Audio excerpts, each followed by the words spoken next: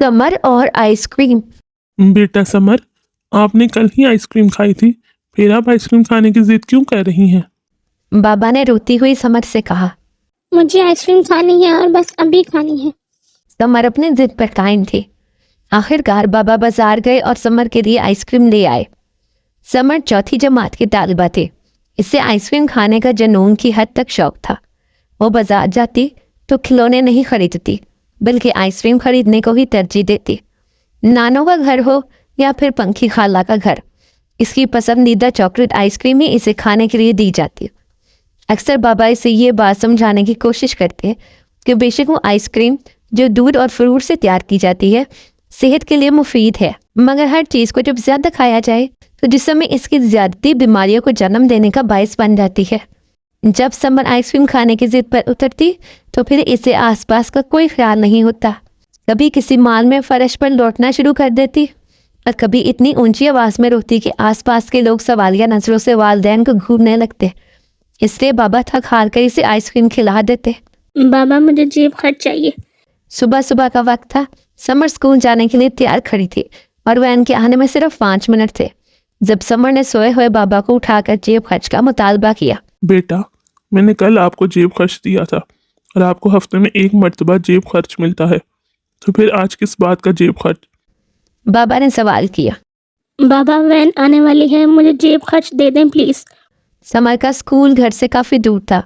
ये सोचते हुए कि वैन चली ना जाए, बाबा ने आम दिनों की निस्बत कम जेब खर्च यानी 10 रुपए इसे दिए और वो इन्हें लेकर खुशी खुशी चली गई, जिस पर बाबा काफी हैरान हुए कि कैसे समर ने 10 रुपए देने पर कोई एहतजाज नहीं किया, बल्कि खुशी खुशी लेकर चली गई।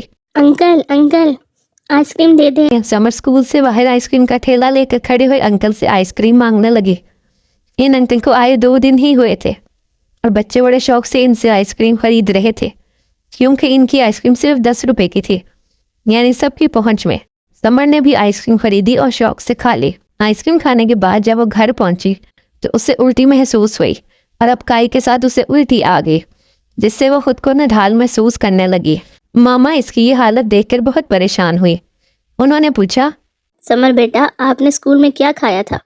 जिस पर इसने जवाब दिया, मामा स्कूल के बाहर नए आइसक्रीम वाले अंकल आए हैं, इनसे आइसक्रीम खरीदी थी। समर बेटा, माना कि आपको आइसक्रीम बेहद पसंद है, मगर इसका मतलब ये नहीं है कि आप कहीं से भी आइसक्रीम खरीद कर खा लें। अब आइसक्रीम में ऐसा क्या शामिल था जिससे आपको उल्टी आई है? मैं इस बारे में कुछ नहीं कह सकती, मगर डॉक्टर के पास जाना ज़रूरी है। समर बेटा, आपने बाहर से क्या चीज़ खाई थी? डॉक्टर अंकल, स्कूल के बाहर एक अंकल ने नया आइसक्रीम का ठेला लगाया है और मुझे आइसक्रीम बहुत पसंद है, इसलिए मैंने वो आइसक्रीम खाई थी। समर बेटा, बेशक आपको आइसक्रीम पसंद है, मगर आइसक्रीम में मौजूद अज्जा का मियार ही इसे सेहत के लिए मुफीद या मुज़र बनाता है। चूँकि स्कूल के बाहर मौजूद सस्ती आइसक्रीम में मिलाए जाने अज्जा का मियार ख़राब होता है, इसलिए वो आइसक्रीम खाने से ही आपको उल्टी आई।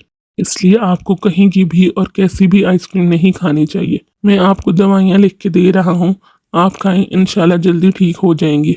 मेरे साथियों, अगर आपको भी खाने में कोई चीज़ बेहद पसंद है तो इसे इत्तेदाल में खाएं और खाते वक्त इस बात का एहतियात करें कि वो साफ़ सुथरी हो और मुज़र अशिया से पाक हो, क्योंकि जान है तो जहां है।